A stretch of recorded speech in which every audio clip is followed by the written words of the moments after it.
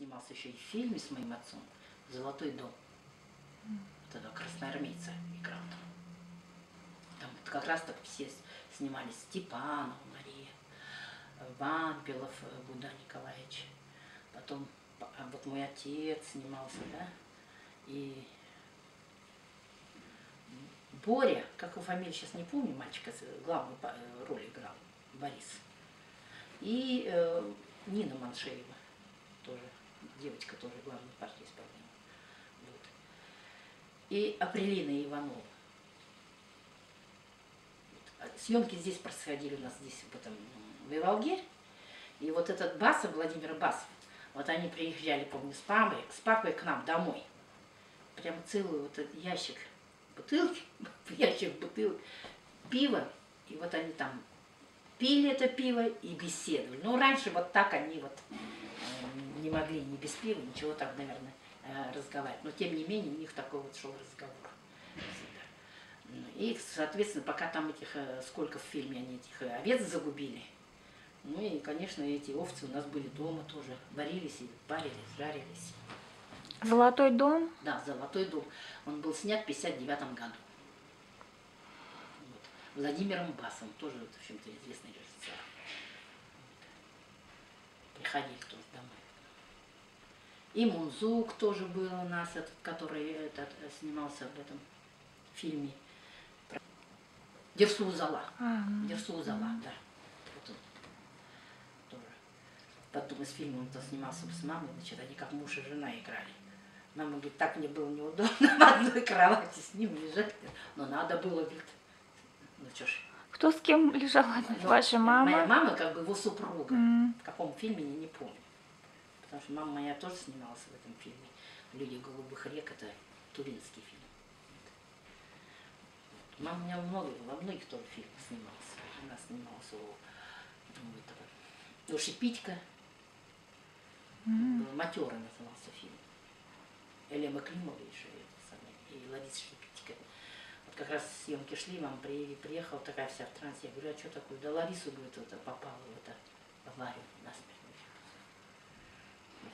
И фильм продолжил ее муж Элем Климов. Она снималась такими, как как ее Булгакова Майя. Там очень много. И Катин Ярцев. Очень много. Вот когда моей мамы не стало, они очень много телеграмм было соболезнования. Вот именно от актеров, вот, снимавшихся в этом фильме. Они очень любили. Она там играла, вы знаете, вот ни одного слова. Там у нее ни одного слова нет в этом фильме. Вот она на протяжении там лейтмотивом ходила как Тунгуска. Вот, и как это говорил Элем Климов, ну самая самобытная ты наша. Вот. Я думаю, что хорошо, что у меня были такие родители. Они вообще-то были очень скромными, они никогда не кичились своими званиями. Как мне мама говорила, вот ты, говорит, хочешь человека узнать, какой он, посади его на трон. Посади, и ты увидишь его истинное лицо.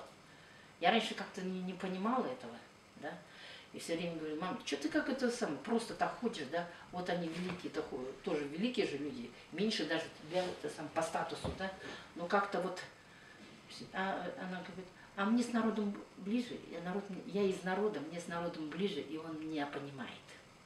Вот. В этом, ну вообще, вот она, какая-то у нее была вот эта внутренняя культура, что ли, может, и скромность в этом плане. Она не кичилась она никогда. Хотя была, в общем-то, депутатом Верховного Совета, была, да, помпредом республики она была у нас здесь в свое время. Вот. И никогда она вот не кичилась. Никогда ничего не ходила, не просила, ни за кого, хотя другие были, но она всегда говорила, прорубайте себе жизнь сами, и от меня ничего не надо просить.